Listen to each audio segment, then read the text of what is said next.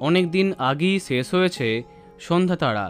অপরদিকে সম্প্রতি শেষ পর্ব সম্প্রচার করে ফেলল জল থই থই ভালোবাসা। এবার বড় খবর সামনে এলো, আসছে নতুন গল্প, যেখানে একসাথে কামব্যাক করছেন আমাদের প্রিয় তারকারা। প্রধান নায়িকা চরিত্রে আছেন অন্বেষা হাজরা এবং অপরাজিতা আড্ডোর মতো জনপ্রিয় টেলিনায়িকারা।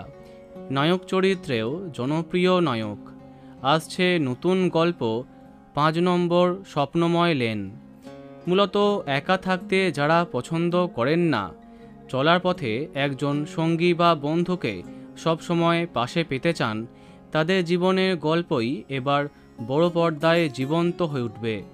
হ্যাঁ, মানসী সিনহা পরিচালিত খুব শীঘ্রই আরম্ভ হচ্ছে এই নতুন ছবি 5 নম্বর স্বপ্নময় লেনের যাবতীয় কাজ।